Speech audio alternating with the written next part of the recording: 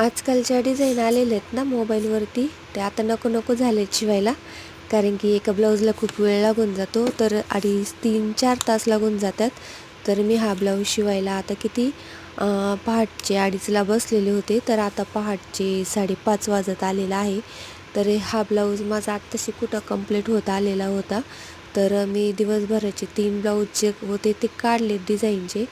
पण मग आता हा जो ब्लाऊज आहे तर हा मी मागच या ब्लाऊजला आहेत ना जास्त डिझाईन होती, तर त्याच्यामुळं मी हा ब्लाऊज मागच ठेवलेला होता. कारण की याला खूप वेळ लागणार होता, मला माहीत होतं.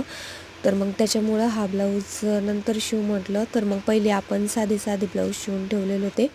तर हा बघा, तर हा माझा ब्लाऊज पूर्ण कंप्लीट होता आलेला होता. तर अजून साईडनी मणी पण टाकायचे आहेत त्याला.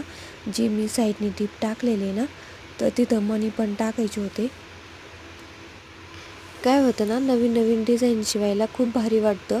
कारण की आपल्या डिझाईन नवीन हाताखालनं जातात, पण मग त्याला जास्त वेळ लागून जातो. आणि दुसरे कस्टमर काय होतं, तर मग ते आपल्या ब्लाऊजची वाट बघतात.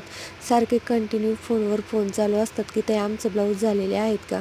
तर अशा ज्या डिझाईन असतात ना, तर त्याच्यामुळं हा वेळ जास्त लागून जातो ब्लाऊज शिवायला. आता हा ब्लाऊज मी 2:30 वाजता बसलेली होती पहाटे शिवायला. तर आता पहाटचे 6 वाजत आलेले, तरी अजून हा ब्लाऊज पूर्ण कंप्लीट झालेला नाही आहे. तर मग असा वेळ जास्तीचा लागून जातो. आणि शिलाई जर चांगली भेटली तर आपल्याला शिवायला काहीच वाटत नाही. पण जर कमी शिलाईमध्ये जर एवढा मोठा डिझाईनचा ब्लाऊज शिवायचं जर म्हटलं, तर मग आपलं नुकसानच नुकसान आहे. कारण की आपलं कंबर, पाठ, मान सगळं, आपल्याला डोळ्याची नजर हे सगळं द्यायला लागतं.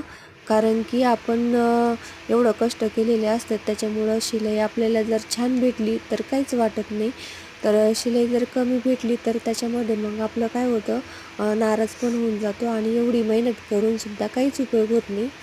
तर हे बघा, तर असे मी आता दिवसभरातले 3-4 ब्लाऊज शिवून झालेले होते. माझ्याकडे शक्यतो प्रिन्स कट आणि कटोरी ब्लाऊज असतात. तर हा बोटनेकचा होता, तर घागऱ्यावरचा ब्लाऊज होता. तर हा बोटनेकचा बॅक हुकचा ब्लाऊज आहे आणि याला मी असे साईडनी बाहीला चेक्स पण टाकलेले होते. तर असेच माझे आता बरेच ब्लाऊज शिवून झालेले होते आणि कस्टमरला आजची ऑर्डर पूर्ण द्यायची होती. तर हा अजून दुसरा ब्लाऊज बोटनेकचा शिवलेला होता. तर त्याला पण असं पाठीमागं त्रिकोणचा गळा जो होता तो टाकलेला होता. तर छान शिवलेला होता.